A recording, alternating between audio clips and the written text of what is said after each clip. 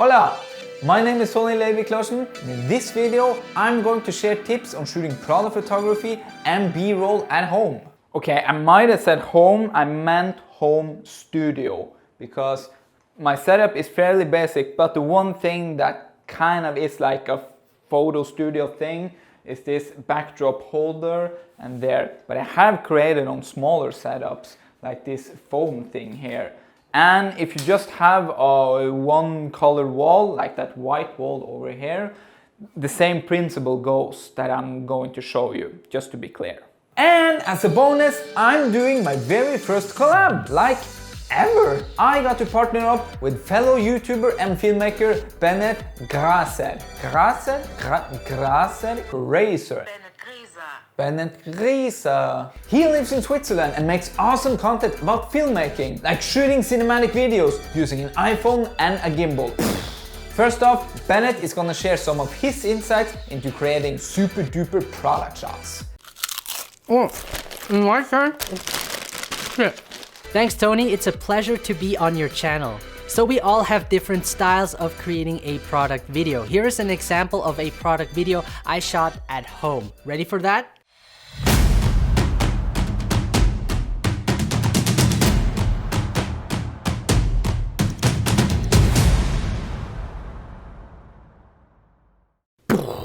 So here are my tips on what I find important when shooting a product video. Tip number 1 is to try to make the product look interesting. For the product shot, I added a black acrylic floor that makes the watch reflect off the ground. It gives it a luxury feeling to it and just makes the overall scene look more interesting. And to me, it's little details like this that make a big difference. It's important to clean the surface using a microfiber sheet to remove the unwanted fingerprints.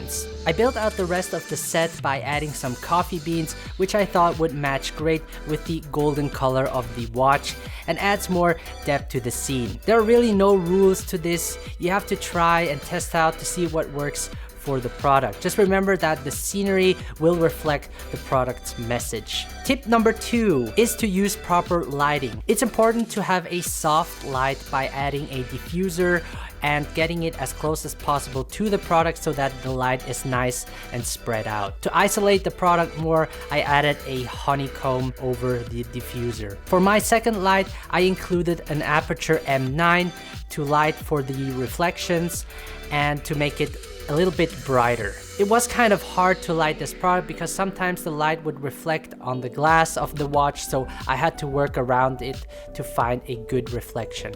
I added a third light to brighten the other side to make it look evenly lit. Try experimenting around and shape your light in a way that makes the product stand out more.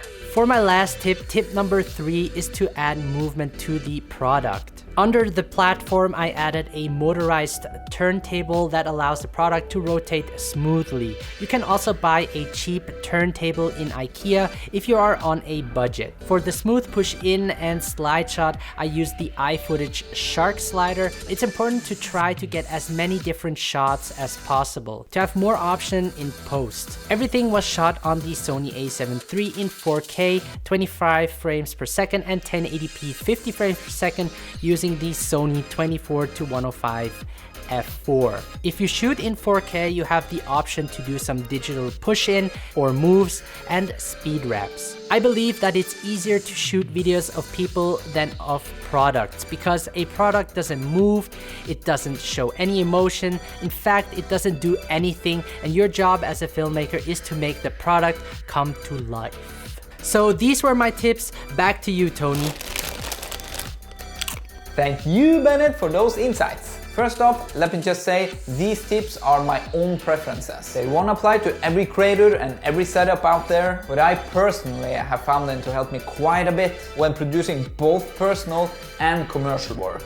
Tip number 1 is to use a soft light. By soft, I mean light that doesn't create super hard shadows. My preferred way is using the ambient light from the window. I make sure to have my setup placed so that the window casts a light from the top, side and down. One way to see if your light is diffused enough is to place the tip of your finger down on the same surface where you're placing your products and see how clearly you can see the shadow that your finger is casting. Tip number 2 is to create a setup that works both for video and photos. I see a lot of cool setups that works great for product photography, but sadly won't work for video. Depending on the project, try to create a setup that works for both. It'll save you a lot of time and money in the long run. Tip number 3 is when in doubt, less is more. It's hard to get specific on this tip because it's really just a leap of faith. But let's compare it to making food. When cooking a dish, it's more important to have a few high quality ingredients and preparing them well than it is to just throw in a ton of different ingredients and spices. That basically just drowns the essential taste of the dish. Me personally, I would rather spend more energy on getting light, color and composition correct than buying a lot of props. But don't be afraid to experiment, because it is a creative field. Just make sure you have the basics correct, maybe shoot the basics first and then experiment and see how it goes. If you like videos about filmmaking, I highly recommend you check out Benett's channel. He puts out a lot of cool content, link is in the description below. Hope you guys liked this video. If you did, there is a like button down below, subscribe to follow along, and I'll see you in the next video. Ciao!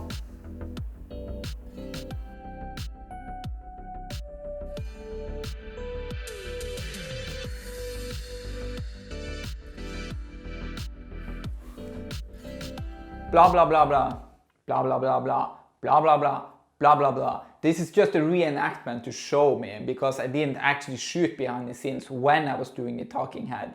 So don't mind me, just pretend I'm actually doing the shoot right now. Blah blah blah blah, blah blah blah blah. And then the insights, and I am super cool and I love you.